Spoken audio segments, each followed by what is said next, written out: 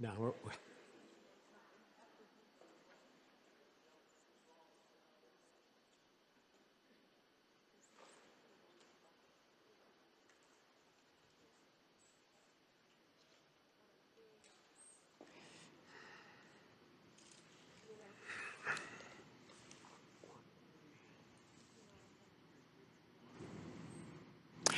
Good evening from the Health Education campus of Case Western Reserve University and the Cleveland Clinic.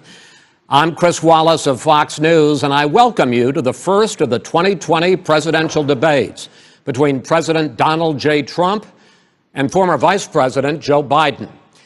This debate is sponsored by the Commission on Presidential Debates. The Commission has designed the format, 6 roughly 15-minute segments, with 2-minute answers from each candidate to the first question, then open discussion for the rest of each segment. Both campaigns have agreed to these rules.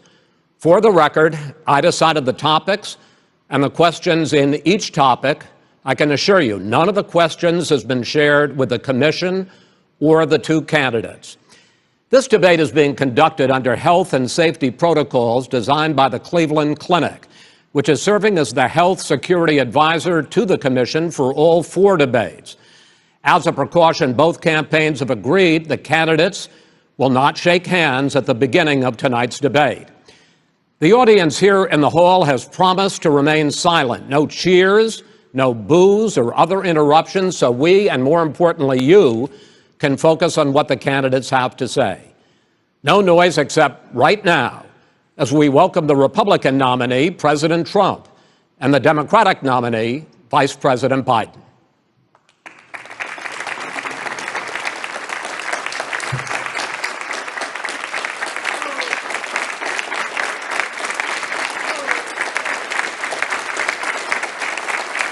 How you doing, man? How are you? I'm well.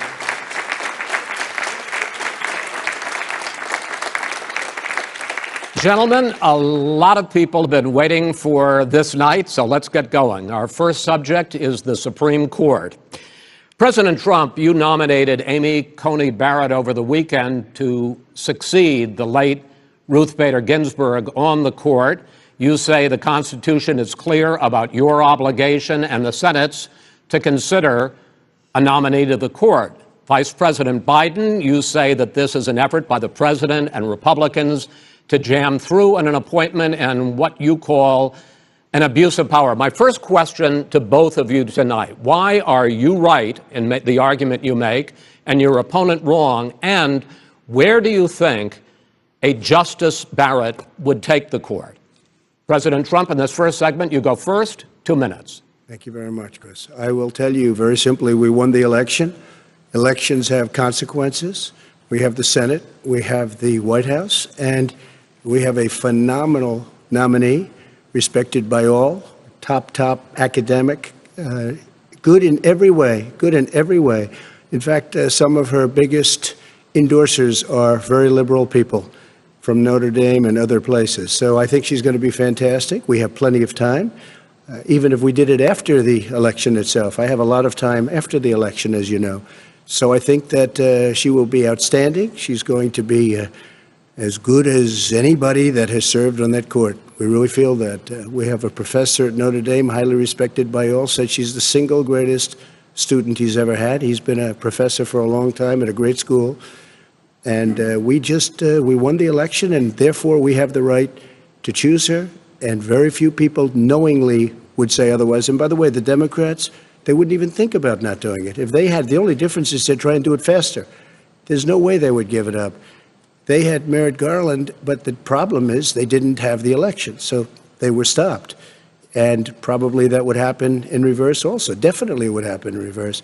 So we won the election, and we have the right to do it, Chris. President Trump, thank you. Same question to you, Vice President Biden. You have 2 minutes. Well, first of all, thank you for doing this, and looking forward to this, Mr. President. Thank you, Joe. The American people have a right to have a say in who the Supreme Court nominee is, and that say occurs when they vote for United States senators and when they vote for the President of the United States. They're not going to get that chance now because we're in the middle of an election already. The election has already started. Tens of thousands of people have already voted. And so the thing that should happen is we should wait. We should wait and see what the outcome of this election is, because that's the only way the American people get to express their view is by who they elect as president and who they elect as vice president. Now, what's at stake here is the president's made it clear he wants to get rid of the Affordable Care Act. He's been running on that, he ran on that, and he's been governing on that. He's in the Supreme Court right now trying to get rid of the Affordable Care Act, which will strip 20 million people from having insurance, health insurance now, if it goes into court. And the justice, and I have nothing, I'm not opposed to the justice, she seems like a very fine person. But she's written before she went on the bench, which is her right, that she thinks that the Affordable Care Act is not constitutional. The other thing that's on the court, and if it's struck down, what happens? Women's rights are fundamentally changed. Once again, a woman could be pay more money because she has a pre-existing condition of pregnancy. They were able to charge a woman more for the same exact procedure a man gets. And that ended when we, in fact, passed the Affordable Care Act. And there's 100 million people who have pre-existing conditions, and they'll be taken away as well. Those pre-existing conditions, the insurance companies are going to love this. And so it's just not appropriate to do this before this election. If he wins the election and the Senate is Democrat or Republican, then he goes forward. If not, we should wait until February. All right. There aren't 100 million people with pre-existing conditions. As far as the say is concerned, the people already had their say. Okay, Justice Ginsburg said very powerfully, very strongly, at some point, 10 years ago or so, she said a president and the Senate is elected for a period of time, but a president's elected for 4 years. We're not elected for 3 years. I'm not elected for 3 years. So we have the Senate, we have a president. He's elected to the next during election. that period of time, we have an opening. I'm not elected for 3 years. I'm elected for 4 years. And the 100 million people, Joe, the 100 million people is totally wrong. I don't know where you got that number. The bigger problem that you have is that you're going to extinguish 180 million people with their private health care that they're very happy with. That's simply not true. Well, you're certainly going to socialist. You're going to socialist medicine. We're now into, gentlemen, we're now into open discussion. Open discussion. Open discussion. Yes, I agree. Go ahead, Vice President. Number Biden. one, he knows that what I proposed. What I proposed is that we expand Obamacare and we increase it. We do not wipe any. And one of the big debates we had with 23 of my colleagues trying to win the nomination that I won were saying that Biden wanted to allow people to have private insurance still. They can. They do. They will under my proposal. It's not what you've said, But and it's not what your party has said. That is simply your party a lie. doesn't say it. Your party wants to go socialist medicine. My party is and me. socialist right healthcare. Now, I am and the they're going to Democratic dominate Party. you, Joe. You know that. I am the Democratic Party right now. The platform of the Not according Democratic to Party Harris. is what I, in fact, approved of. What I approved of. Now, here's the deal. The deal is that it's going to wipe out pre-existing conditions. And by the way, the 200,000 people that have died on his watch, how many of those have survived? Well, there's 7 million people that contracted COVID. What does it mean for them going forward if you strike down the Affordable Care Act? Joe, you've had 308,000 military people dying because you couldn't provide them proper health care in the military. So don't tell me I'm about this. happy to talk about this. And if you were here, Look, it wouldn't here's be the deal. 200, it would be 2 million people because you were very late on the draw. You Late didn't on want the me to draw. ban China, which was heavily infected. You didn't want me to ban All right, gentlemen, Europe, which no, was heavily Mr. President, You would have Mr. been much President, later, Joe. Mr. President, much later. Mr. President, You're talking about 2 million people. You're not gonna be able President, to as shut the him up. moderator, we are going to talk about COVID in the next segment, but go ahead. Let me finish. The point is that the president also is opposed to Roe v. Wade. That's on the ballot as well in the court. And so that's also at stake right now. And so the election is already You don't know it's begun. on the ballot. Why is it on the ballot? Because Why is you it on the said ballot? It's not you're- on the ballot. It's on the ballot in the I court. don't think so. In the court. Well, There's nothing happening there. Donald, would you And you just be don't quiet know for a her minute? view on Roe v. Wade. You I don't don't know her know. view. Well, all right, let's talk. We got a lot to unpack here, gentlemen. We got a lot of time. So on health care, and then we'll come back to Roe v. Wade. All right. Mr. President, the Supreme Court will hear a case a week after the election in which the Trump administration, along with 18 state attorneys general, are seeking to overturn That's right. Obamacare, to end Obamacare. You have spent the last... Because they want to give good health care. If I may ask Go my ahead. question, sir. Good health care. Over the last 4 years, you have promised to repeal and replace Obamacare, but you have never in these 4 years come up with a plan, a comprehensive plan Yes, to I have. replace Obamacare. Of course I have. Well, I'll I give got you rid of the individual when I finish, mandate. I'm going to give you an Excuse opportunity. me. I got rid of the individual mandate, which was a That is big not a chunk of comprehensive Obamacare. That plan. is absolutely a big thing. That was the worst I part of didn't ask Obamacare. Sir, Chris, you're that was the debating him, worst not part me. of Obamacare. Let me ask my question. Well, I'll ask Joe. The no, individual I- mandate was the most unpopular Mr. Vice Pre- aspect of Mr. Obamacare. I President, got rid of it. I'd like you and to, we will protect Mr. people President, with I'm the pre-existing moderator of this conditions. debate, and I would like you to let me ask my question, and then you can answer your Go ahead. question. You, in the course of these 4 years, have never come up with a comprehensive plan to replace Obamacare, and just this last Thursday, you signed a largely symbolic executive order to protect people with pre-existing conditions 5 days before this debate. So my question, sir, is what is the Trump health care plan? Fine. Well, first of all, I guess I'm debating you, not him, but that's okay. I'm not surprised. Let me just tell you something, that there's nothing symbolic. I'm cutting drug prices. I'm going with favored nations, which no president has the courage to do because you're going against big pharma. Drug prices will be coming down 80 or 90%. You could have done it during your 47-year period in government, but you didn't do it. Nobody's done it. So we're cutting health care. What about All of the pre-existing things that conditions? we've done, He has not cut insulin. health I give care. you an example. Insulin. It was destroying families, destroying people because I'm getting it for so cheap.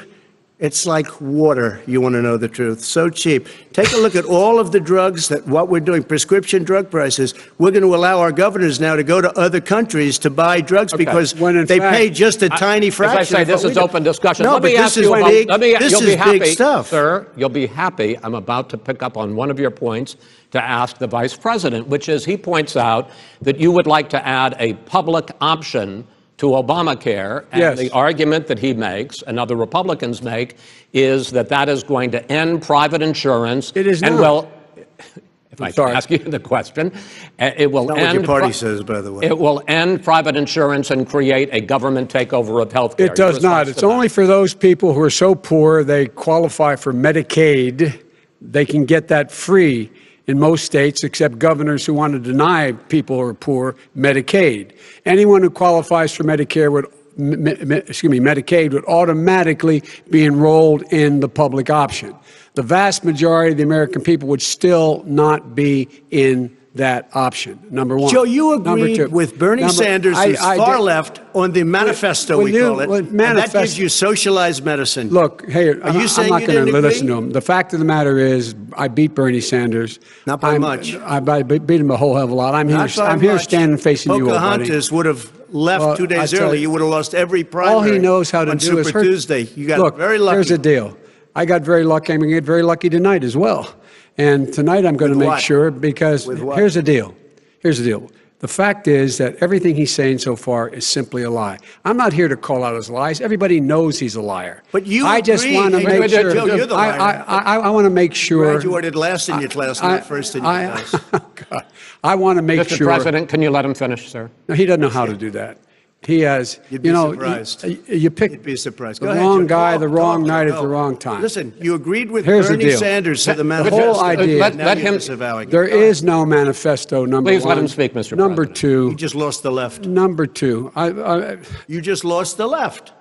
You agreed with Bernie Sanders on a plan Folks, that's absolutely agreed folks, do you to, have and any under that idea plan, what you have this clown's socialized, doing? They call it Mr. Do you Medicare. have any President. do? Socialized medicine. Mr. Well, President. I tell you what, he is not for any help for people needing health care because Bernie? because he in fact already has cost 10 million people their health care that they had from their employers because of his recession. Number one. Number two, yeah. there are 20 million people getting health care through Obamacare now that he wants to take it away.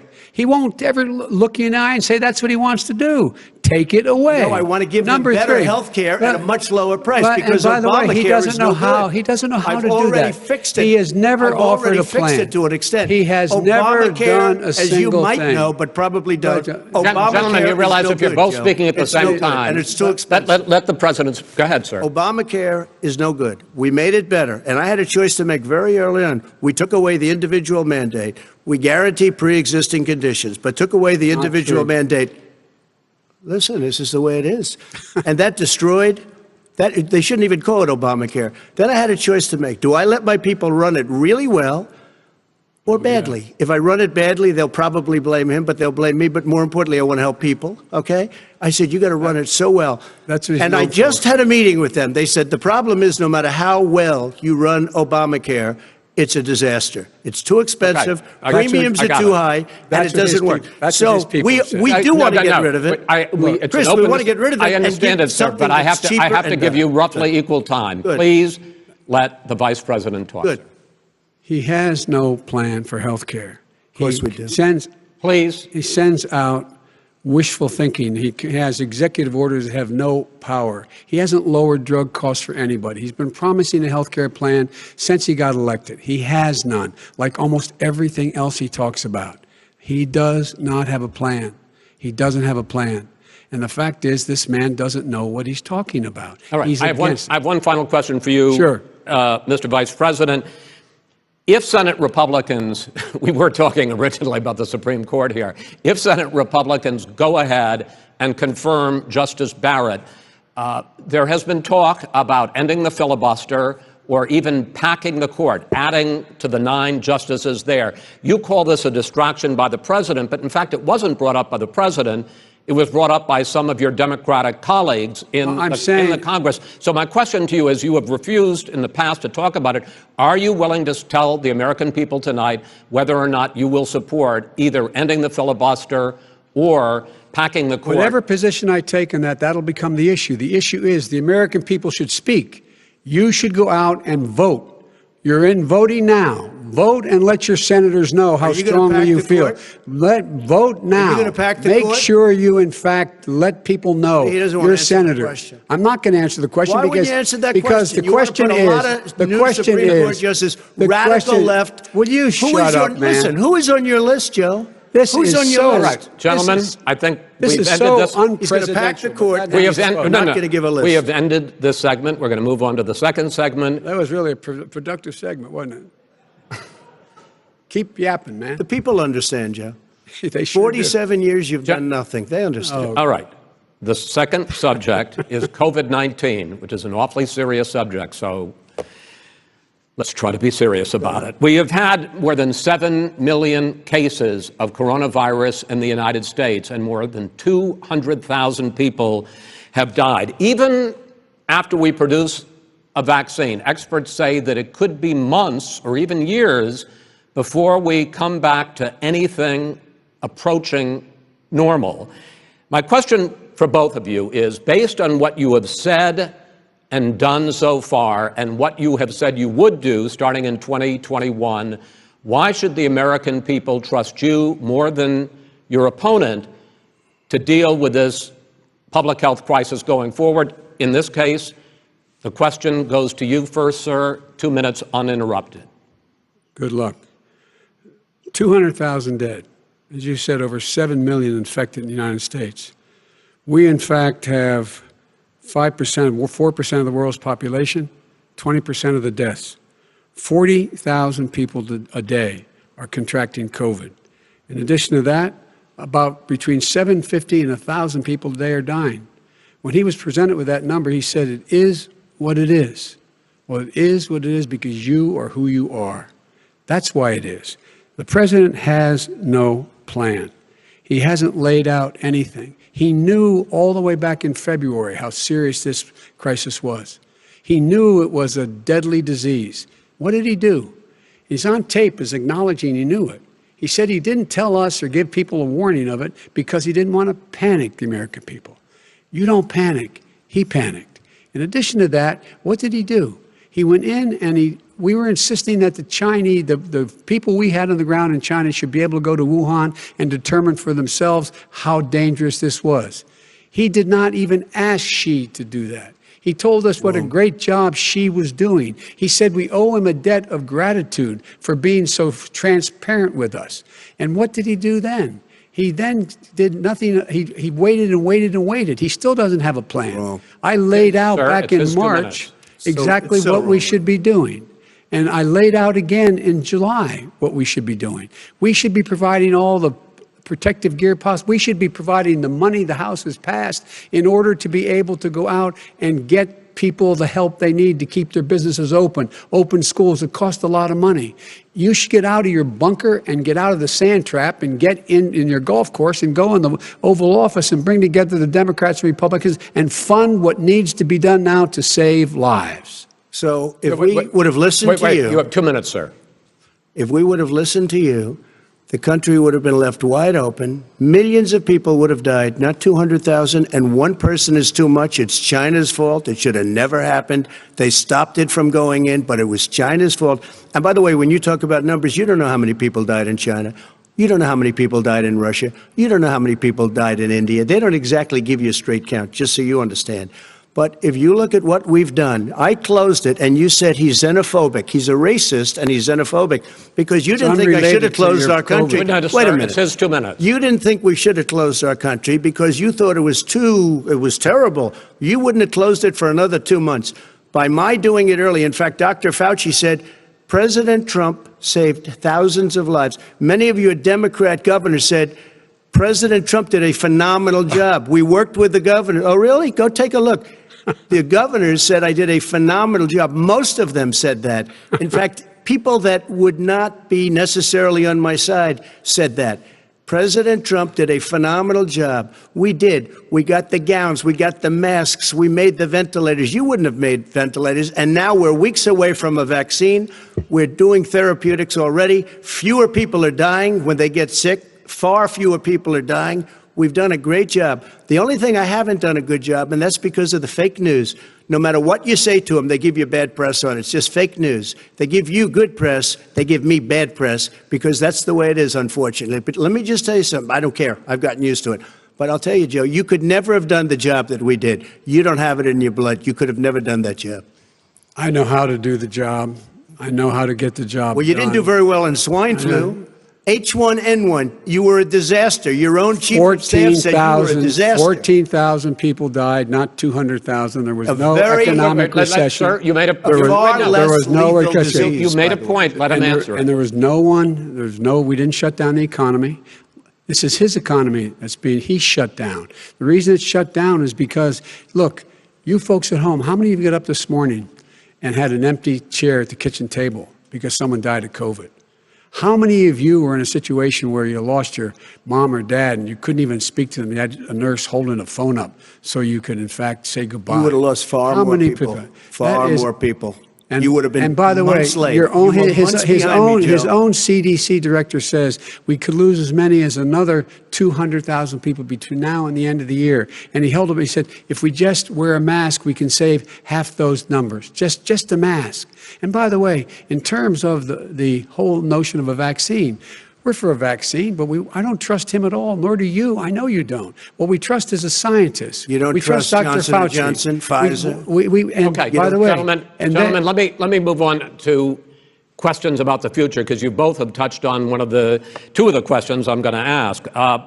Focusing on the future first, President Trump, you have repeatedly either contradicted or been at odds with some of your government's own top scientists. The week before last, the head of the Centers for Disease Control, Dr. Redfield, said it would be summer before the vaccine would become generally available to the public. You said that he was confused and mistaken. Those were your two words. Yeah. But Dr. Slaoui, the head of your Operation Warp Speed, has said exactly the same thing. Are they both wrong? Well, I've spoken to the companies, and we can have it a lot sooner. It's a very political thing because people like this would rather make it political than save lives. God. It is a very political thing. I've spoken to Pfizer. I've spoken to all of the people that you have to speak to. We have great Moderna, Johnson & Johnson, and others.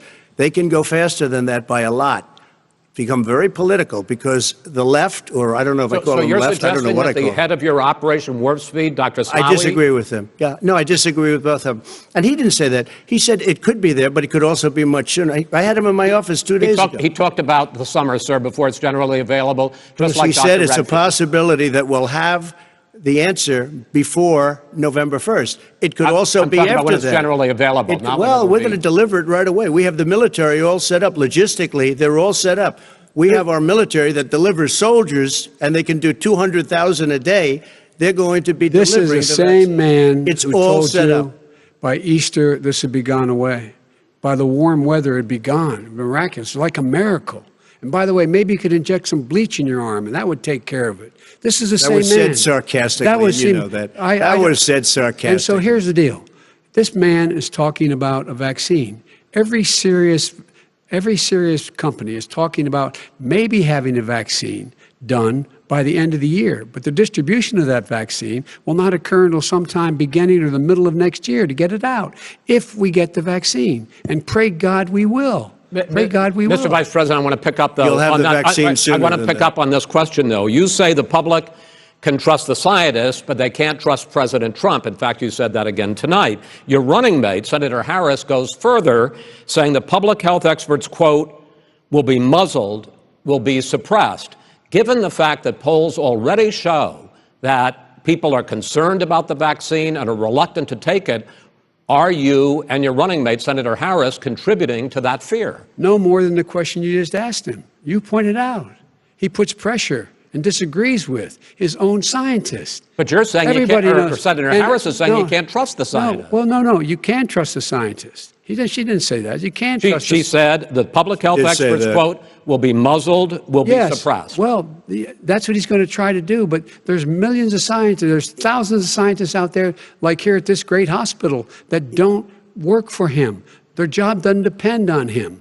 That's not, they're the people, and by the way. I spoke to the and scientists that are in charge. By the way. They will have the vaccine very soon. Let him finish. Do you believe for a moment what he's telling you in light of all the lies he's told you about the whole issue relating to COVID?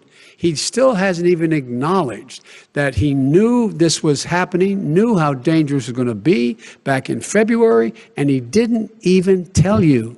He's on record as saying it. He panicked or he just looked at the stock market, one of the two, because guess what? A lot of people died, and a lot more are going to die unless he gets a lot smarter, a lot quicker. So- Mr. President? Did you use the word smart? So you said you went to Delaware State, but you forgot the name of your college. You didn't go to Delaware State. You graduated either the lowest or almost the lowest in your class. Don't ever use the word smart with me. Don't ever use that word. Oh, give me a break. Because you know what? There's nothing smart about you, Joe. 47 years, you've done nothing. Let's have this debate. And if you would have had, let me just tell you something, Joe. No, if you would have had the charge of what I was put through, I had to close the greatest economy in the history of our country. And by the way, now it's being built again. You see, and it's We're going going to get up to the fast. economy in the next segment, sir. Okay. It's going up fast. Okay. Look forward to talking. When it comes to how the virus has been handled so far, the two of you have taken very different approaches, and this is going to affect how the virus is handled going forward by whichever of you ends up becoming the next president. I want to quickly go through several of those. Reopenings. Vice President Biden, you have been much more reluctant than President Trump about reopening the economy and schools. Why, sir? Because he doesn't have a plan. If I were running it, I'd know what the plan is. You've got to provide these businesses the ability to have the money to be able to reopen with the PPE as well as with the sanitation they need. You have to provide Tell that them to Nancy plastic. Pelosi. Well, he's just shush for a minute. Tell it to Nancy Pelosi. And Schumer, by the Brian way, Chuck. Nancy Pelosi and Schumer, they have a plan. He won't even meet with them. The Republicans won't meet with the Senate. And he sits on his golf course. And well, I mean, literally, think about it. You probably play more than I do, Joe. What about this question of reopenings and the fact? Well, he wants to shut down this country, and I want to keep it open. And we did a great thing by shutting it down. Wait a minute, Joe. Let me shut you down for a second, Joe, just for 1 second. He wants to shut down the country. We just went through it. We had to because we didn't know anything about the disease. Now we found that elderly people with heart problems and diabetes and different problems are very, very vulnerable. We learned a lot. Young children aren't. Even younger people aren't. We've learned a lot. But he wants to shut it down. More people will be hurt by continuing. If you look at Pennsylvania, if you look at certain states that have been shut down, they have Democrat governors all. One of the reasons they're shut down is because they want to keep it shut down until after the election on November 3rd. I want to move on to another because subject. it's a political thing. Subject. But those states are not doing well that are shut down right now. Respond to that. President Trump, you have begun to increasingly question the effectiveness of masks as a disease preventer. And in fact, recently you have cited the issue of waiters touching their masks and touching plates. Are you questioning No, I think the masks efficacy are okay. of You have masks? to understand, if you look, I mean, I have a mask right here. I put a mask on, when I think I need it. Tonight, as an example, everybody's had a test, and you've had social distancing and all of the things that you have to. But I wear masks when needed. When needed, I wear masks. Okay, let me ask. I don't wear masks like him. Every time you see him, he's got a mask. He could be speaking 200 feet away from it. He shows up with the biggest mask I've ever seen. I will say this. Vice President Biden, go ahead, sir. Look, the way to open businesses is give them the wherewithal to be able to open. We provided money. The Congress. But I was asking you, sir, about masks. Well, masks make a big difference. His own head of the CDC said if we just wore masks between now, everybody wore masks in social distance between now and January, we'd probably save up to 100,000 lives.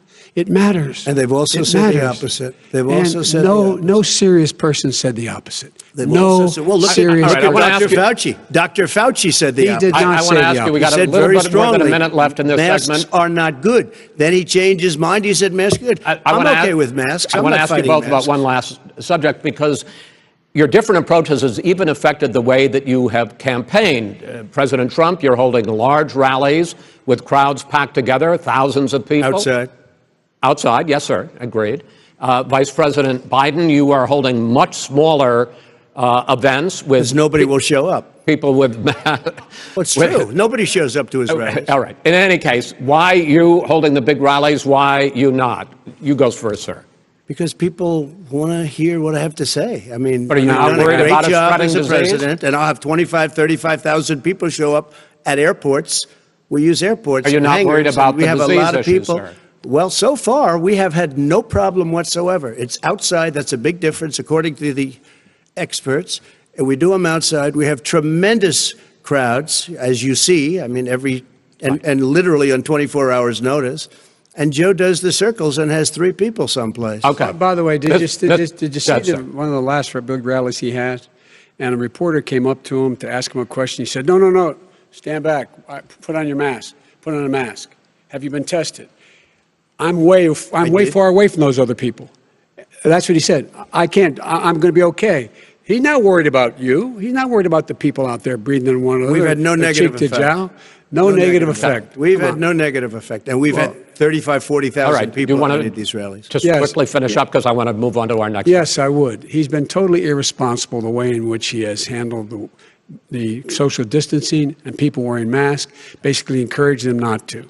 All right. He's a fool on this. If you could get the crowds, you would have done the same thing. But you can't. Nobody cares. Gentlemen, can we move on to the Nobody cares. Gentlemen, can we move on to the economy? Yes. The economy is, I think it's fair to say, recovering faster than expected from the shutdown. Much faster. In the second quarter, the unemployment rate fell to 8.4% last month. The Federal Reserve says the hit to growth, which is going to be there, is not going to be nearly as big as they had expected. President Trump, you say we are in a V-shaped recovery. Vice President Biden, you say it's more of a K-shape. What difference does that mean to the American people in terms of the economy? President Trump, in this segment, you go first. So we built the greatest economy in history. We closed it down because of the China plague. When the plague came in, we closed it down, which was very hard psychologically to do. He didn't think we should close it down, and he was wrong. And again, 2 million people would be dead now instead of still 204,000 people is too much. One person is too much. Should have never happened from China. But what happened is we closed it down, and now we're reopening, and we're doing record business. We had 10.4 million people in a 4-month period that we've put back into the workforce. That's a record the likes of which nobody's ever seen before. And he wants to close down he will shut it down again. He will destroy this country. You know, a lot of people, between drugs and alcohol and depression, when you start shutting it down, you take a look at what's happening at some of your Democrat-run states where they have these tough shutdowns. And I'm telling you, it's because they don't want to open it. One of them came out last week. You saw that. Oh, we're going to open up on November 9th. Why November 9th? Because it's after the election. They think they're hurting us by keeping them closed. They're hurting people. People know what to do. They can social distance. They can wash their hands. They can wear masks. They can do whatever they want. But they got to open these states up. When you look at North Carolina, when you look, and these governors are under siege, Pennsylvania, Michigan, and a couple of others, you got to open these states up. It's not fair. You're talking about almost it's like being in prison. And you look at what's going on with divorce, look at what's going on with alcoholism and drugs. It's a very, very sad thing. And he'll close down the whole country. This guy will close down the whole country and destroy our country. Our country is coming back incredibly well, setting records as it does it. We don't need somebody to come in and say, let's shut it down. All right. Your 2 minutes, sir. We're now moved to you. As I said, posing the question, the president says it's a V-shaped recovery. You say it's a K-shaped recovery. What's the difference? The difference is millionaires and billionaires like him in the middle of the COVID crisis have done very well. Billionaires have made another $300 billion because of his profligate tax proposal, and he only focused on the market. But you folks at home, you folks living in Scranton and Claymont and all the small towns and working class towns in America, how well are you doing?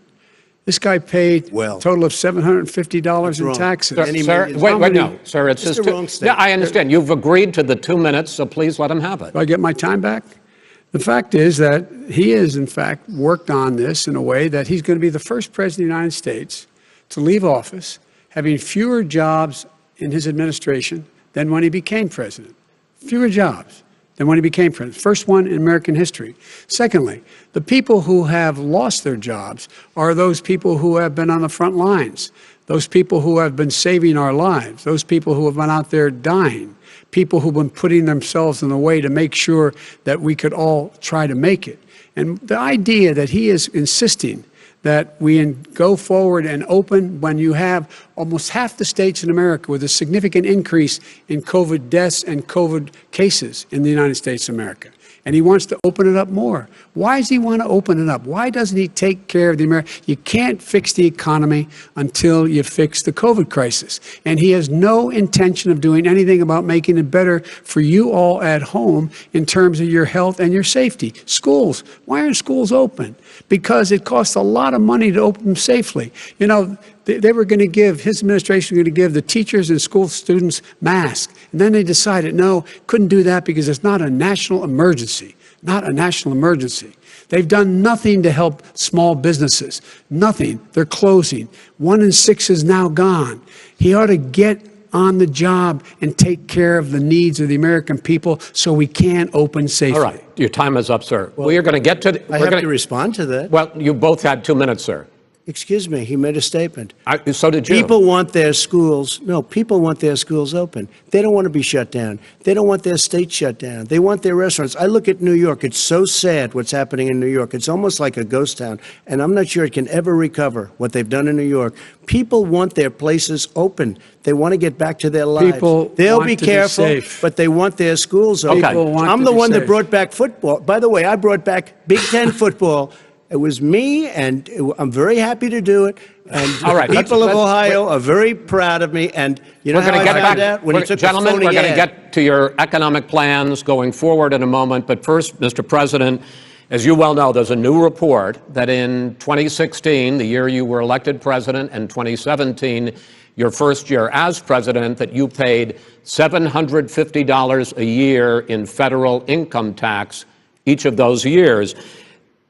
I know that you pay a lot of other taxes, but I'm asking you the specific question. Is it true that you paid $750 in federal income taxes each of those 2 years? I paid millions of dollars in taxes, millions of dollars of income tax. And let me just tell you, there was a story in one of the papers. I paid $38 million 1 year. I paid $27 million. Show us your tax returns. I went... you'll see it as soon as it's finished. You'll see it. You know, if you want to go to the Board of Elections. There's a 118-page or so report that says everything I have, every bank I have, I'm totally under-leveraged because the assets are extremely good, and we have a very, I built a great company. I'm asking you a specific question, which is... let me tell you... I understand all of that. I understand all of that. No, Mr. President, go ahead. I'm asking you a question. Will you tell us how much you paid in federal income taxes in 2016 and 2017? Millions of dollars. You paid millions of dollars? Millions of dollars, So yes. not 750? Millions of dollars, and you'll get to see it. And you'll get to see it. But let me just tell you, Chris, let me just tell you something, that it was the tax laws. I don't want to pay tax. Before I came here, I was a private developer. I was a private business people. Like every other private person, unless they're stupid, they go through the laws, and that's what it is. He passed a tax bill that gave us all these privileges for depreciation and for tax credits. We build a building and we get tax credits, like the hotel on Pennsylvania Avenue. You get a massive, which, by the way, was given to me by the Obama administration, if you can believe that. Now, the man got fired right after that happened. But Vice President Biden, you want to respond? Yeah, I do want to respond. Look, the tax code that made him put him in a position that he pays less tax than a school teacher makes on the money a school teacher makes is because of him he says he's smart because he can take advantage of the tax code. And he does take advantage of the tax code. That's why I'm going to eliminate the Trump tax cuts. And I'm going to eliminate those tax cuts and make sure that we invest in the people who, in fact, need the help. People out there need help. But why didn't you do it over the last 25 years? Because you weren't president. Because you weren't president screwing things up. You were a senator. And you're the worst president America has ever had. Hey, Come Joe, on. Let me just tell you, Joe. I've done more in 47 months. I've done more than you've done in 47 years, Joe. We've done things that you never even thought of doing, including fixing the broken military that you gave me, including taking care of your vets. Mr. President, we're talking about the economy. I'd like to ask you about your plans going forward, because, Mr. Vice President, your economic plan, if you were to be elected president, focuses a lot on big government, big taxes, big spending. I want to focus first on the taxes. You propose more than $4 trillion over a decade in new taxes on individuals making more than $400,000 a year and on corporations. President Trump says that that kind of an increase in taxes is going to hurt the economy as it's just coming out of a recession. Well, just take a look at what the analysis done by Wall Street firms. Points out that my economic plan would create 7 million more jobs than his in 4 years, number one. And number two, it would create an additional $1 trillion in economic growth, because it would be about buying American. That we're going to make this federal government spend $600 billion a year on everything from ships to steel to buildings and the like.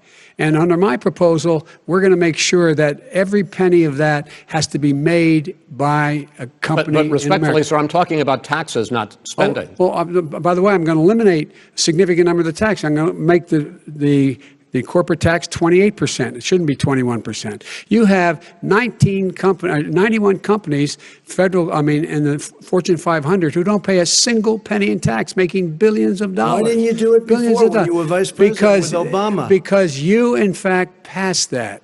That was right. your tax proposal. I got it done. And you know what happened? Yeah, you got it done. Our economy boomed like it's never boomed The economy is Mr. busted. President, Let me finish. Mr. President, let me pick up on that. You would continue your free market approach, lower taxes, more deregulation, correct? Not lower taxes for the American people. Excuse me. But in Obama's, you talk about the economy booming, it turns out that in Obama's final 3 years as president, more jobs were created, 1.5 million more jobs than in the first 3 years of your presidency. They had the slowest recovery economic recovery since 1929. It was the slowest recovery. Also, they took over something that was down here. All you had to do is turn on the lights and you pick up a lot.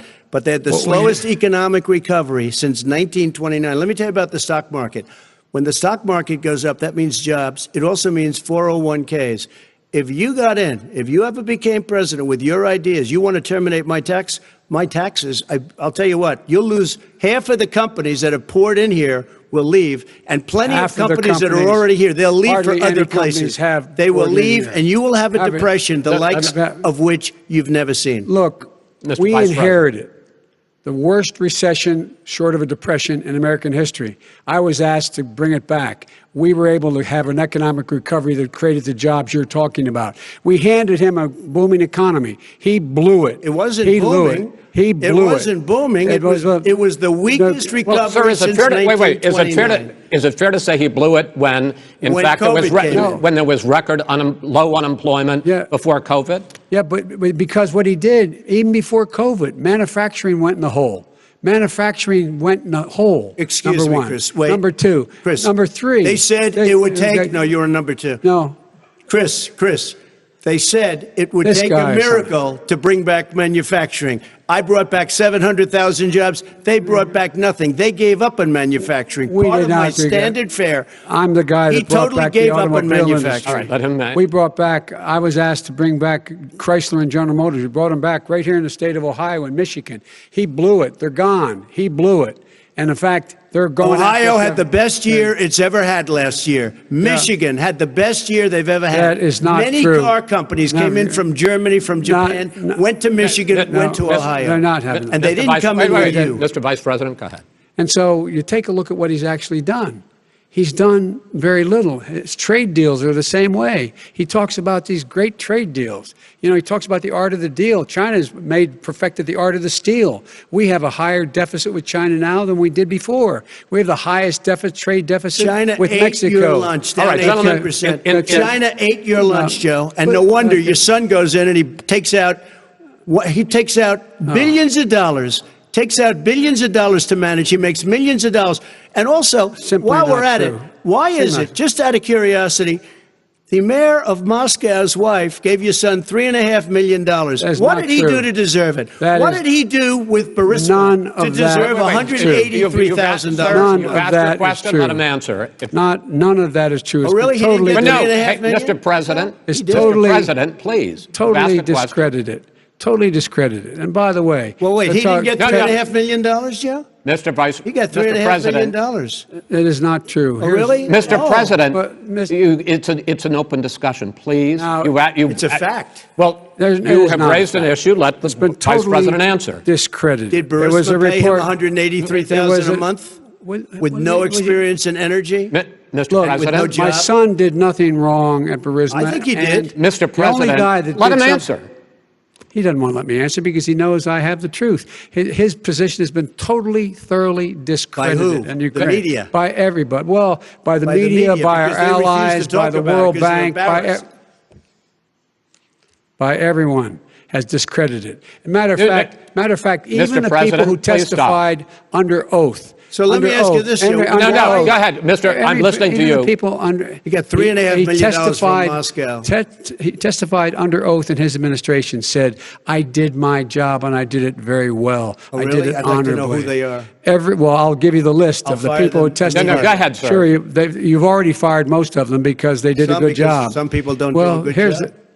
With you, go ahead. Wait a minute. You get the final word, Mr. Well, it's hard to get any word in with this clown. Excuse me. Hey, let me just say, Joe. No. I'm Mr. President. $3.5 million, Joe. That is simply Why did he deserve $3.5 million from Moscow? Look, here's the deal. We want to talk about families and ethics.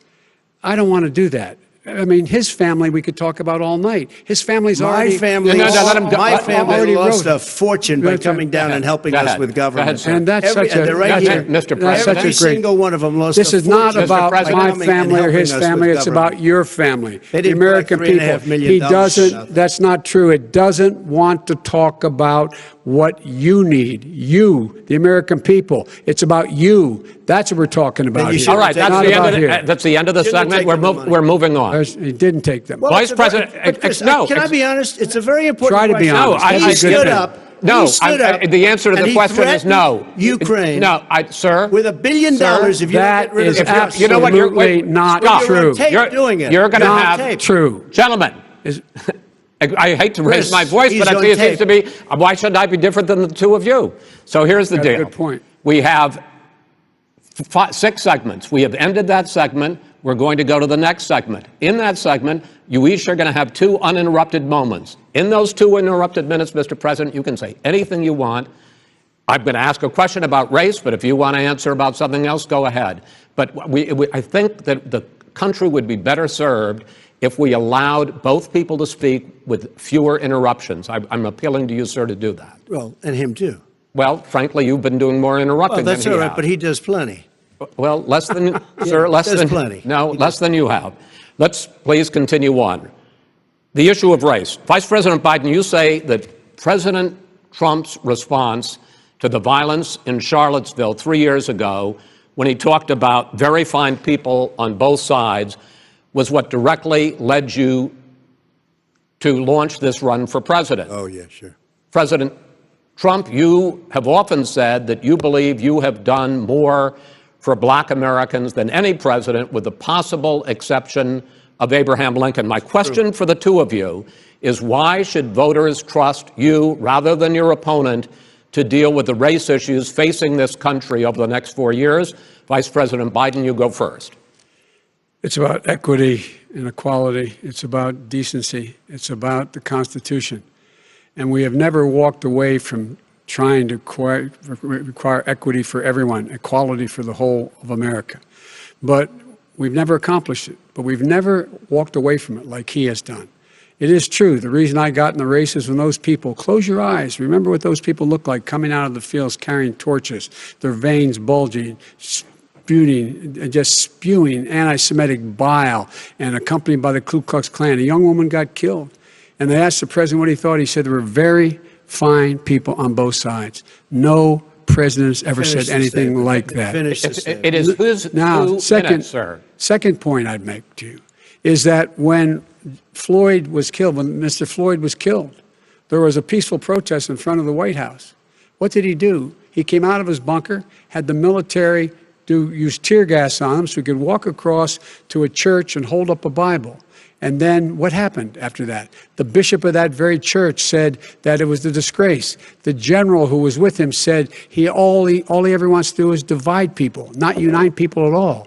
This is a president who has used everything as a dog whistle to try to generate racist hatred, racist division. This is a man who, in fact, you talk about helping African Americans. 1 in 1,000 African Americans has been killed because of the coronavirus. And if he doesn't do something quickly, by the end of the year, 1 in 500 will have been killed. 1 in 500 African Americans. This man is a savior of African Americans. This man cares at all. This man's done virtually nothing. Look, the fact is that you have to look at what he talks about. You have to look at what he did. And what he did has been disastrous for the African-American community. So, President Trump, you have 2 minutes. Why should Americans trust you over your opponent to deal with he racism? did a crime bill, 1994, where you call them super predators, African Americans, the super predators, and they've never forgotten it. They've never forgotten it, Joe. never said No, sir, it's his 2 minutes. So you did that, and they call you a super predator, and I'm letting people out of jail now that you have treated the African American population community, you have treated the black community about as bad as anybody in this country. You did the 1990, and that's why, if you look at the polls, I'm doing better than any Republican has done in a long time, because they saw what you did. You call them super predators, and you've called them worse than that. Because you look back at your testimony over the years, you've called them a lot worse than that. As far as the church is concerned, and as far as the generals are concerned, we just got the support of 250 military leaders and generals, total support. Law enforcement, almost every law enforcement group in the United States. I have Florida, I have Texas, I have Ohio, I have Portland. The sheriff just came out today and he said, I support President Trump. I don't think you have any law enforcement. You can't even say the word law enforcement, because if you say those words, you're going to lose all of your radical left supporters. And why aren't you saying those words, Joe? Why don't you say the words law enforcement? Because you know what? If they called us in Portland, we would put out that fire in a half an hour, but they won't do it because they're run by radical left Democrats. If you look at Chicago, if you look at any place you want to look, Seattle, they heard we were coming in the following day, and they put up their hands, and we got back Seattle. Minneapolis, we got it back, Joe, because we believe in law and order, but you don't. The top 10 cities and just about the top 40 cities are run by Democrats and, in many cases, radical left. And they've got you wrapped around their finger, Joe, to a point where you don't want to say anything about law and order. And I'll tell you what, the people of this country want and demand law and order, and you're afraid to even say it. All right. I want to return to the question of race.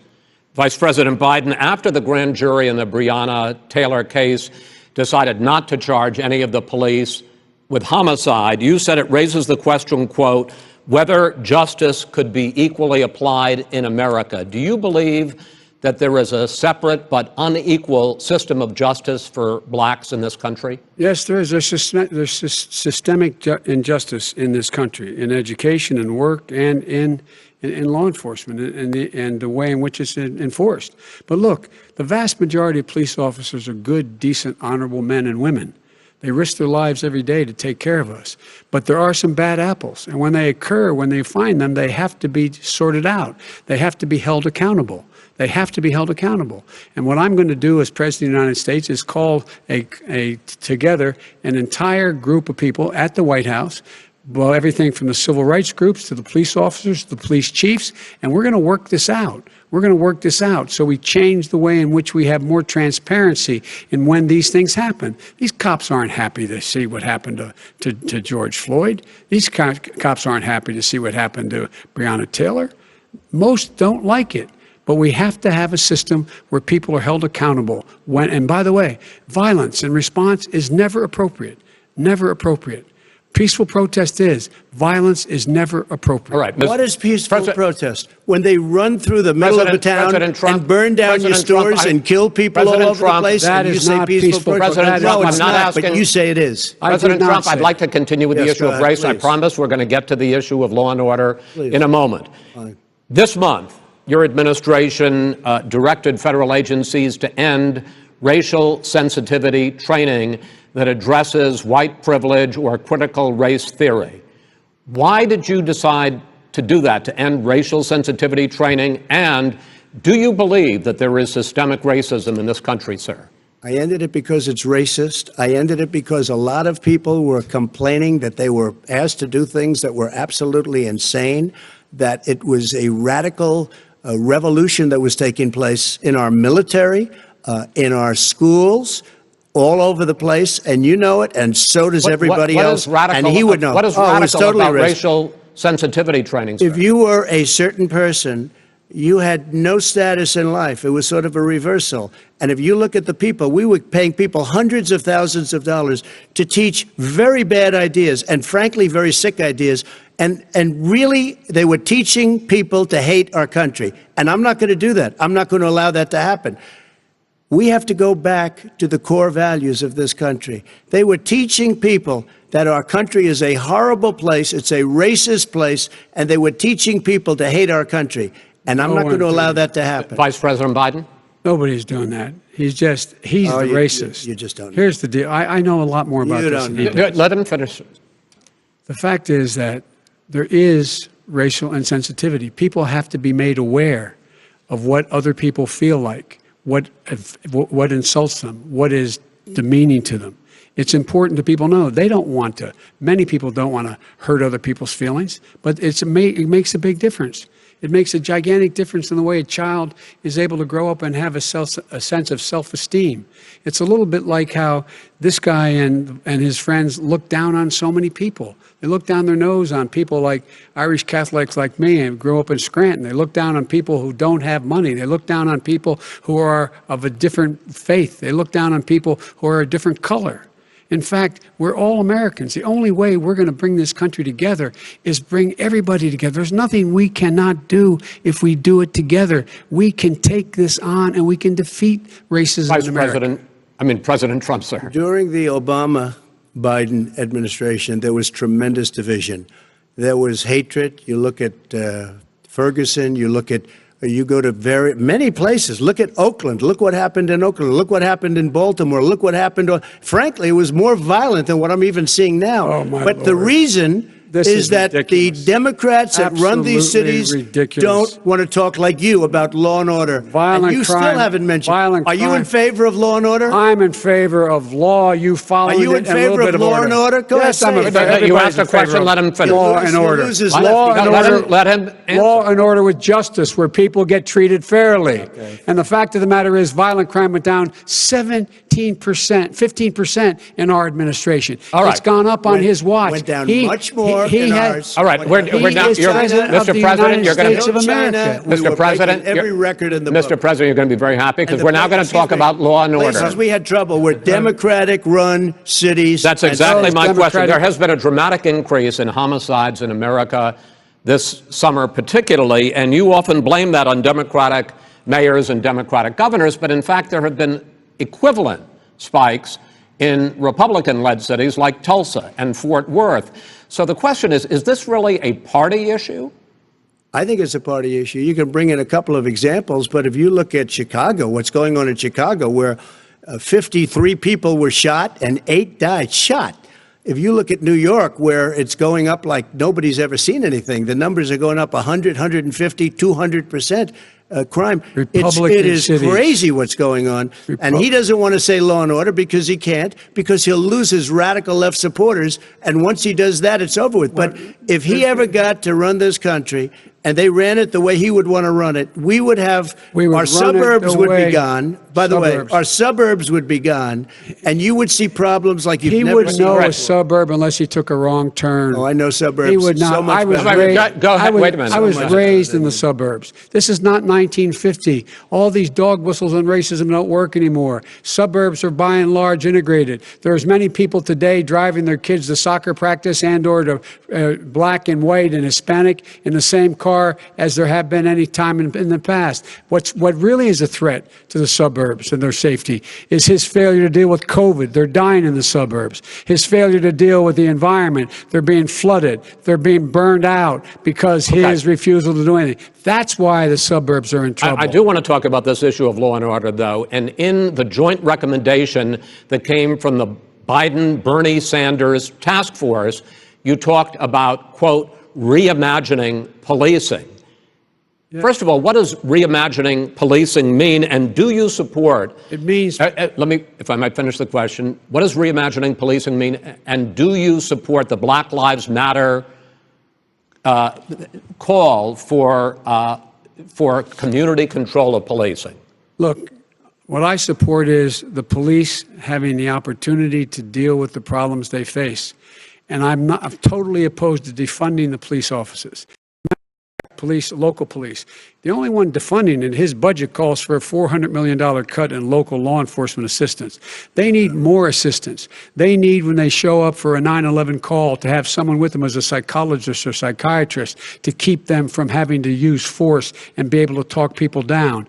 We have to have community policing like we had before, where the officers get to know the people in the communities. That's when crime went down. It didn't go up, it went down. And so we have to be engaged. That's not what in they're talking about, Chris. That's not what that's he's talking about defunding the police. That is not true. He doesn't have any law Would you support. look? He has no law enforcement That's not support. true. Almost That's nothing. Look. Oh, really? Who do you have? Name one group that supports you. Name one group that came out and supported you. Go Look, ahead. look. Think. We have time. We don't have time to do No, anything. think All right. about it. Look, Name folks, one law enforcement group that came out and I supported think, gentlemen, you. I think I'm going to take back the There aren't. moderator's I don't role, think there are any. and I want to get to another subject, which is the issue of protests in many cities that have turned violent. In Portland, Oregon, especially, we had more than 100 straight days of protests, which I think you would agree. You talk about peaceful protests. Many of those turned into riots. Mr. Vice President, you say that people who commit crimes should be held accountable. The question I have, though, is, as the Democratic nominee, and earlier tonight you said that you are the Democratic Party right now, have you ever called the Democratic mayor of Portland or the Democratic governor of Oregon and said, hey, you got to stop this, bring in the National Guard, do whatever it takes, but you stop the days and months of violence in Portland? I don't hold public office now. I am a former vice president. I've made it clear in my public statements that the violence should be prosecuted. It should be prosecuted, and anyone who commits it. But should you've be never prosecuted. called for the people, the leader. that. Excuse me, sir. You have never called for the leaders in Portland and in Oregon to call Because bring in the National Guard and knock off 100 days of riots. They can, in fact, take care of it if he just stay out of the way. Look here. Oh, really? Here, Oh, really? Here's the thing. I sent in the I U.S. asked him a Marshals question. to get the killer No, of the young man in the middle of the street. They shot him, and for 3 days, President Trump, Portland wouldn't do anything. I had to send in the U.S. Marshals. President They took care of business. Go ahead, sir. And by the way, you know, his own former spokesperson said, you know, riots and chaos and violence help his cause. That's what this is all about. I don't know who said that. I do. Who? I think Kellyanne Conway. I don't think she said that. She said that. I don't And so here's the All right. But here's the point. Go ahead, The point sir. is that that's what he is, keeps trying to rile everything up. He doesn't want to calm things down. Instead of going in and talking to people and saying, let's get everybody together, figure out how to deal with this. What's he do? He just pours gasoline in the fire constantly, And- every single solitary Okay, time. and to end this, button up this segment, I'm going to give you a minute to answer, sir. You have repeatedly Well, wait, criticized. I have to answer his No, statement. you have His statement. repeatedly. Wait, you have just 1 No, second. you've been talking You back made and a forth. statement. I'm asking you. I would love to you know, end it. sir. I would love to end it, and you know, we if would you want to very- switch seats, We would very quickly. We could do that, but I'd send in the National Guard, it would be over. There'd be no problem. Okay, But they good. don't want to accept the National Guard. You have repeatedly criticized the vice president for not specifically calling out Antifa and other left-wing That's right. extremist groups. But are you willing tonight to condemn white supremacists and militia groups and to say that they need to stand down and not add to the violence in a number of these cities, as we saw in Kenosha and as we've seen in Portland? Sure, are you I'm willing prepared to do that, specifically but do it? Well, I go would ahead, say, sir. I would say almost everything I see is from the left wing, not from the right wing. So what are you saying? I'm willing to do anything. I want to see Well, peace. then do it, sir. Say it. Do it. Say it. Do you want to call him? What do you want to call him? Give me a name. Give me a White name. Go ahead. supremacists and Who would white you like me to supremacists. condemn? White Proud Boys. supremacists and right-wing Proud militia. Boys, stand back and stand by. But I'll tell you what. Somebody's got to do something about Antifa and the left, because this is not a right-wing problem. His This own is a left-wing. FBI director This said is a the threat left-wing from Go ahead, problem. white Go ahead, sir. supremacists. Antifa's an idea, not an organization. Oh, you gotta be not kidding. militia. That's what Oh, really? his It's an idea. FBI, Okay. FBI director Gentlemen, said. Well, we're then gonna- you know what? No, He's no, wrong. we're done, sir. We're moving on to the next. Everybody We're gives When moving. a you bat advice hits in you your over the head, that's administration. not an idea. Everybody in Antifa your is bad. administration tells you the truth has a bad idea. Can I tell you what? You have no ideas. that are- Antifa is a dangerous All right, radical gentlemen, group. we're now moving on to the Trump And and you ought to be Biden careful with records. them. They'll overthrow you. When in a 2 president, seconds. I'm going to ask a question. When the president seeks a second term, it is generally a referendum on his record. But Vice President Biden, you like to quote one of your dad's sayings, which is, don't compare me to the almighty, compare me to the alternative. And in this case, sir, you are the alternative. Looking at both of your records, I'm going to ask each of you, why should voters elect you president over your opponent? In this segment, President Trump, you go first, 2 minutes. Because there has never been an administration or president who has done more than I've done in a period of 3.5 years. And that's despite the impeachment hoax. And you saw what happened today with Hillary Clinton, where it was a whole big con job. But despite going through all of these things, where I had to fight both flanks and behind me and above, there has never been an administration that's done what I've done. The greatest, before COVID came in, the greatest economy in history, lowest unemployment numbers. Everything was good. Everything was going. And by the way, there was unity going to happen. People were calling me for the first time in years. They were calling and they were saying, it's time maybe. And then what happened? We got hit, but now we're building it back up again. A rebuilding of the military, including Space Force and all of the other things. A fixing of the VA, which was a mess under him. 308,000 people died because they didn't have proper health care. It was a mess. And we now got a 91% approval rating at the VA, our vets. We take care of our vets. But we've rebuilt our military. The job that we've done, and I'll tell you something, some people say maybe the most important. By the end of the first term, I'll have approximately 300 federal judges and Court of Appeals judges, 300, and hopefully 3 great Supreme Court justices. That is a record, the likes of which very few people, and you know one of the reasons I'll have so many judges? Because President Obama and him left me 128 judges to fill. When you leave office, you don't leave any judges. That's like, you just don't do that. They left 128 openings, and if I were a member of his party, because they have a little different philosophy, I'd say if you left us 128 openings, you can't be a good president, you can't be a good vice president. But I want to thank you because it gives us almost, it'll probably be above that number by the end of this term. 300 judges, it's a record. Looking at both of your records, why should voters elect you president as opposed to President Trump? You have 2 minutes uninterrupted. Under this president, we become weaker, sicker, poorer, more divided, and more violent. When I was vice president, we inherited a recession. I was asked to fix it. I did. We left him a booming economy, and he caused the recession. With regard to being weaker, the fact is that I've gone head-to-head with Putin and made it clear to him we're not going to take any of his stuff. He's Putin's puppy. He still refuses to even say anything to Putin about the bounty on the heads of American soldiers. Your son got $3.5 million.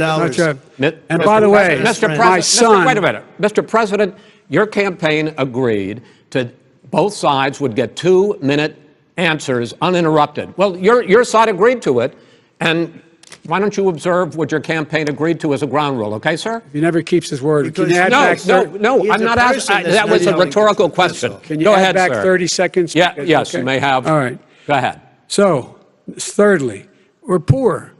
The billionaires have gotten much more wealthy by a tune of over $300 to $400 billion more just since COVID. You in the home, you got less. You're in more trouble than you were before. In terms of being more violent, when we were in office, there were 15% less violence in America than there is today. He's president of the United States. It's on his watch. And with regard to more divided, the nation can't stay divided. We can't be this way. And speaking of my son, the way you talk about the military, the way you talk about them being losers and being and just being suckers. My son was in Iraq. He spent a year there. He got the Bronze Star. He got the Conspicuous Service Medal. He was not a loser.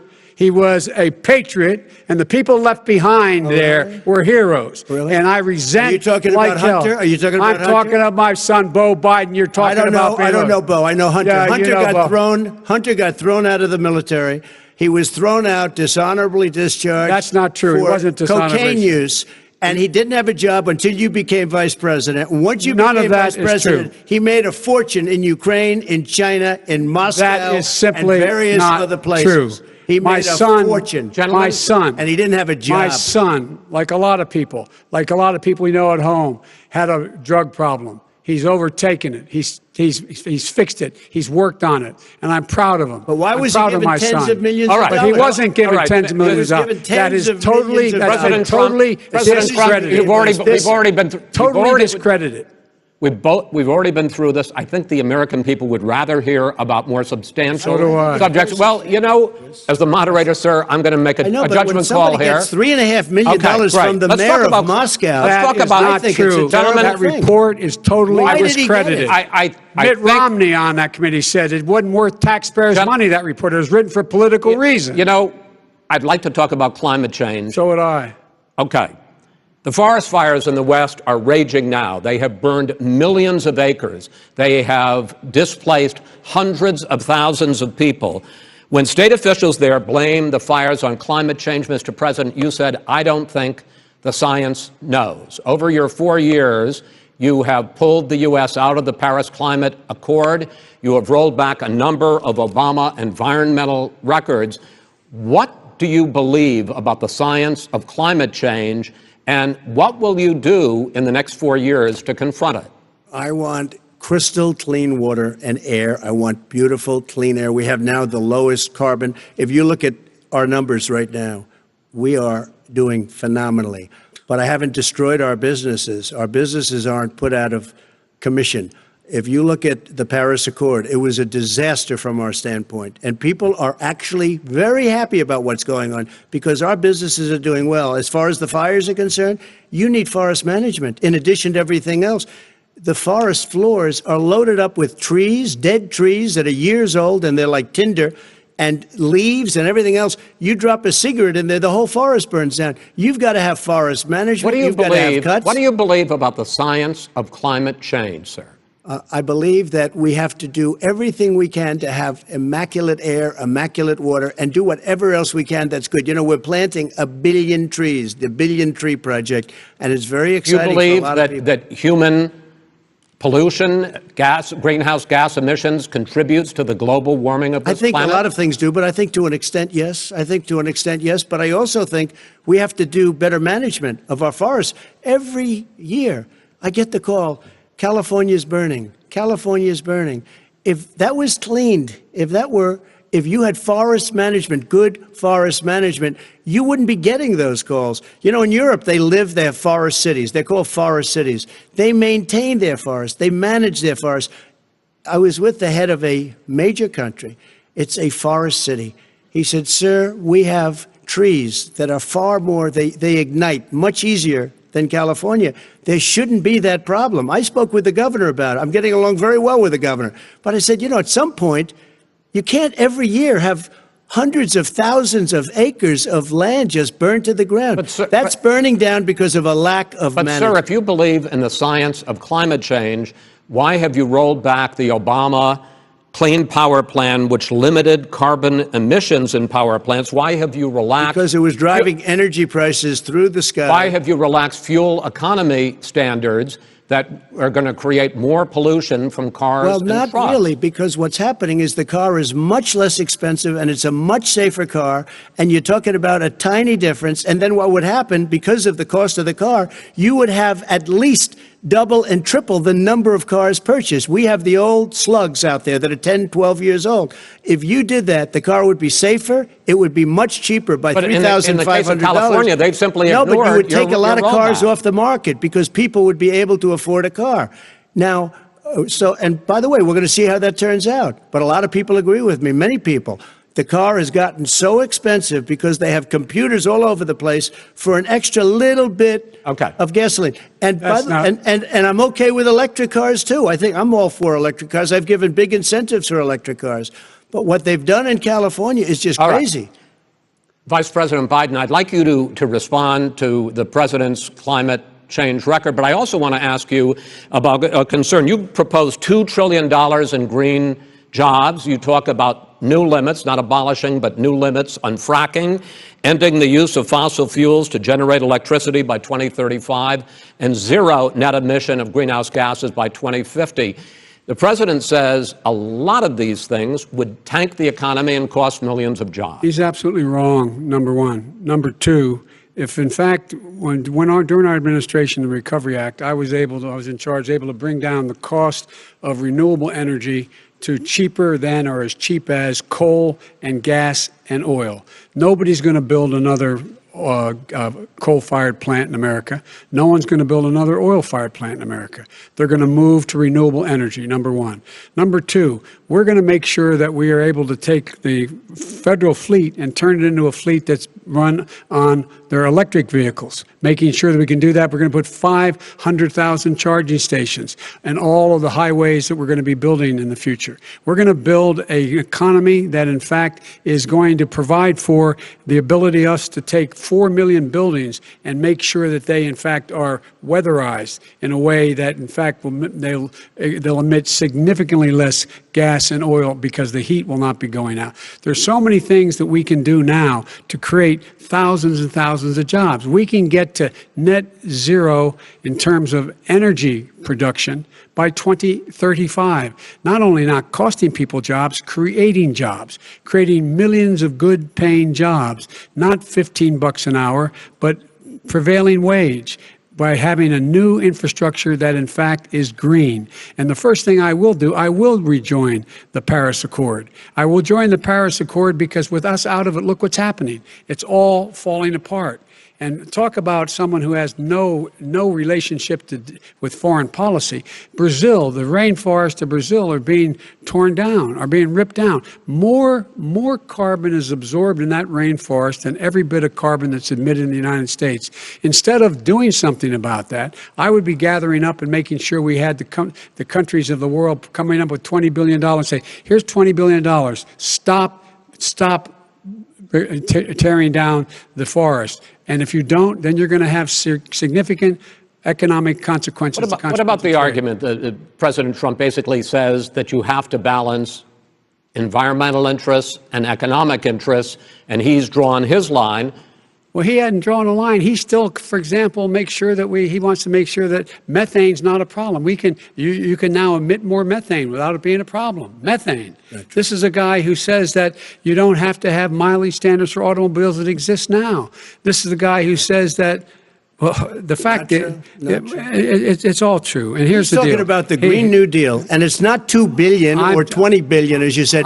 It's $100 trillion. I'm talking about where they want to rip down buildings and rebuild the building. No, it's the dumbest, most ridiculous. Where airplanes are out of business, where two-car systems are out, where they want to take out the cows too. That's not true either, right? This is a $100 trillion. Look, that's more money than our country could make in 100 years if we're not going to the case. All right, let me destroy our because country. I actually wait a minute, sir. I actually have studied your plan, and it includes upgrading 4 million buildings, weatherizing 2 million homes over 4 years, building 1.5 million energy efficient homes. So the question becomes, the president is saying, I think some people who support the president would say that sounds like it's going to cost a lot of money and hurt the economy. What it's going to do is going to create thousands and millions of jobs, good-paying jobs. Let him finish, sir.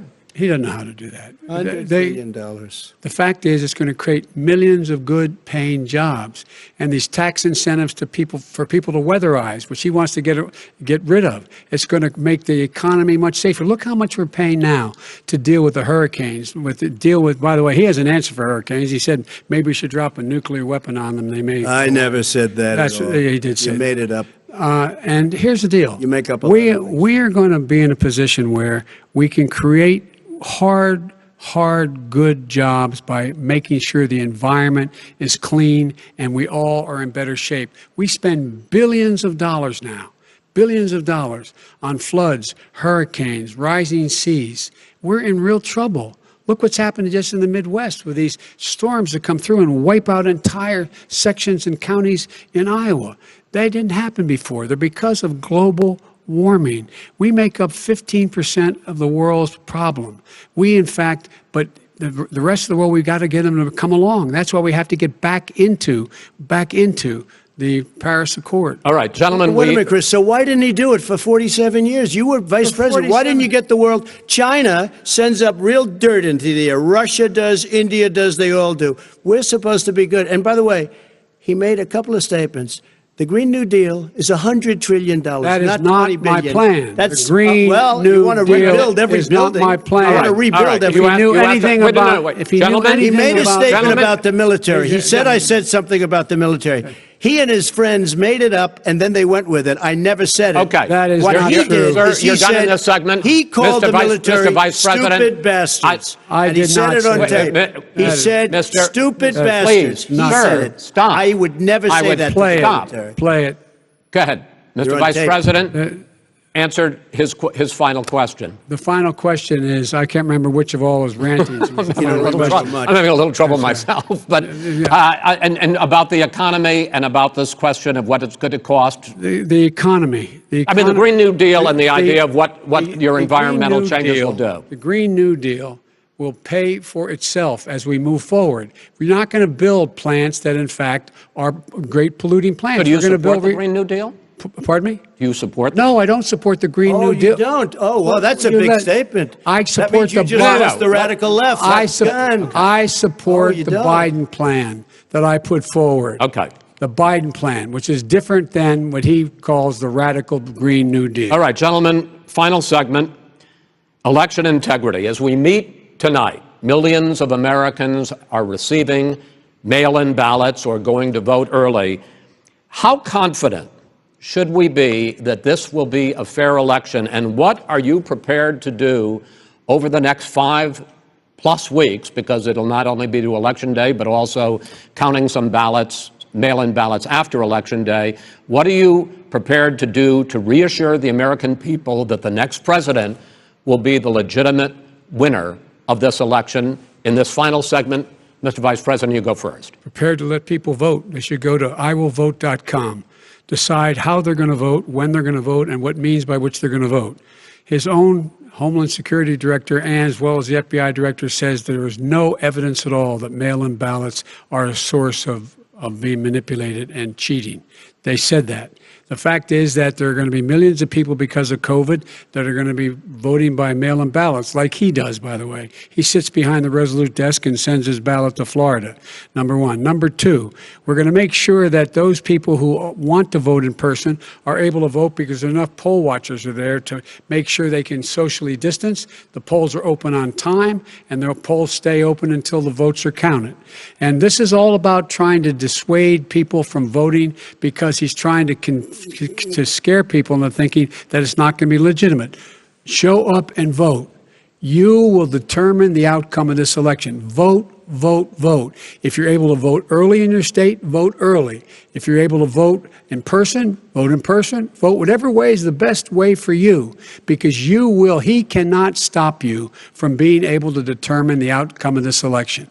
And in terms of whether or not when the votes are counted, and they're all counted, that will be accepted. If I win, that will be accepted. If I lose, that'll be accepted. But by the way, if in fact he says he's not sure what he's going to accept, well, let me tell you something. It doesn't matter, because if we get the votes, it's going to be all over. He's going to go. He can't stay in power. It won't happen. It won't happen. So vote. Just make sure you understand you have it in your control to determine what this country is going to look like the next 4 years. Is it going to change? You're going to get 4 more years of these lies. Mr. President, 2 minutes. So when I listened to Joe talking about a transition, there's been no transition from when I won. I won that election. And if you look at crooked Hillary Clinton, if you look at all of the different people, there was no transition, because they came after me trying to do a coup. They came after me spying on my campaign. They started from the day I won, and even before I won, from the day I came down the escalator with our First Lady. They were a disaster. They were a disgrace to our country. And we've caught them. We've caught them all. We've got it all on tape. We've caught them all. And by the way, you gave the idea for the Logan Act against General Flynn. You better take a look at that, because we caught you in a sense. And President Obama was sitting in the office. He knew about it too. So don't tell me about a free transition. As far as the ballots are concerned, it's a disaster. A solicited ballot, okay, solicited is okay. You're soliciting, you're asking, they send it back, you send it back. I did that. If you have an unsolicited, they're sending millions of ballots all over the country. There's fraud. They found them in creeks. They found some with the name Trump, just happened to have the name Trump just the other day in a waste paper basket. They're being sent all over the place. They sent 2 in a Democrat area. They sent out 1,000 ballots. Everybody got 2 ballots. This is going to be a fraud like you've never seen. The other thing, it's nice on November 3rd, you're watching and you see who won the election. And I think we're going to do well because people are really happy with the job we've done. But you know what? We won't know. We might not know for months because these ballots are going to be all over. Take a look at what happened in Manhattan. Take a look at what happened in New Jersey. Take a look at what happened in Virginia and other places. They're not losing 2%, 1%, which, by the way, is too much. An election could be won or lost with that. They're losing 30 and 40%. It's a fraud, and it's a shame. And can you imagine where they say you have to have your ballot in by November 10th? November 10th. That means that's 7 days after the election, in theory, should have been announced. Okay. We have major states with that, sir, all run by Democrats. 2 minutes is 2 minutes. All run by Democrats. It's President Trump, it's a rigged election. you're going to be able to continue. You have been charging for months that mail-in balloting is going to be a disaster. You say it's rigged, that it's going to lead to fraud. But in 2018, in the last midterm election, 31 million people voted mail-in voting. That was a quarter, more than a quarter of all the voters that year cast their ballots by mail. Now that millions of mail-in ballots have gone out, what are you going to do about it? And are you counting on the Supreme Court, including a Justice Barrett, to settle any dispute? Yeah, I think I'm counting on them to look at the ballots, definitely. I hope we don't need them in terms of the election itself. But for the ballots, I think so, because what's happening is incredible. I read today, where at least 1% of the ballots for 2016 were invalidated. They take them, we don't like them, we don't like them. But what they are you throw going to them do out about left it? There and are right. millions of ballots going out What right you now. do What is are you gonna go do? and vote. You do a solicited ballot, No, and that's I okay, know or your you go and complaint. vote. I'm asking you about the fact that millions of people You go and vote. You go and No, vote but like what I'm they saying is, what are like you they gonna do used about to the in fact the that old. millions of people? You either do, Chris, a solicited ballot where you're sending it in, they're sending it back, and you're sending. They have mailmen with lots of it. Did you see what's going on? Take a look at West Virginia. Mailmen selling the ballots. They're being sold. They're being dumped in rivers. This is a horrible thing for our country. This is not going to end well. There is no evidence This is of that. not going to end well. 5 states have had go ahead, mail-in sir. ballots for the last decade or more. 5, including 2 Republican states. And you don't have to solicit the ballot. It's sent to you. It's sent to your home. What they're saying is that it has to be a postmark by election day. If it doesn't get in till the 7th, 8th, 9th, it still should be counted. He's just afraid of counting the votes because he knows wrong. the outcome. You're wrong. I want to continue with you on this, Vice President Biden. Because Chris, he's so wrong when he makes a statement like that. Excuse me, Vice President Biden. The biggest problem, in fact, over the years with mail-in voting has not been fraud historically. It has been that sizable numbers, sometimes hundreds of thousands of ballots are thrown out because they have not been properly filled out, or there is some other irregularity, or they missed the deadline. So the question I have is, are you concerned that the Supreme Court with a Justice Barrett will settle any dispute? I am concerned that any court would settle this because here's the deal. When you get a ballot and you fill it out, you're supposed to have an affidavit. If you didn't know, you have someone say that this is me. You should be able to, if in fact you can verify that's you before the ballot is thrown out, that's sufficient to be able to count the ballot because someone made a mistake and not dotting the correct I. Who they voted for, testify, say who they voted for, say it's you, that is totally legitimate.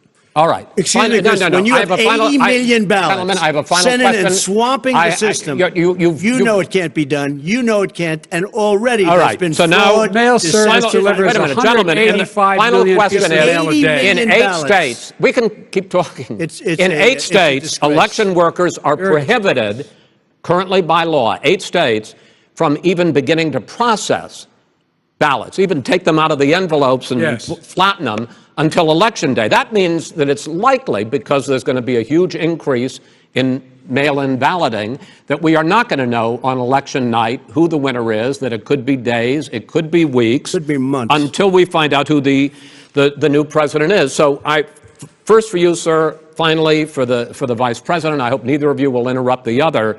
Will you urge your supporters to stay calm during this extended period, not to engage in any civil unrest? And will you pledge tonight that you will not declare victory until the election has been independently certified?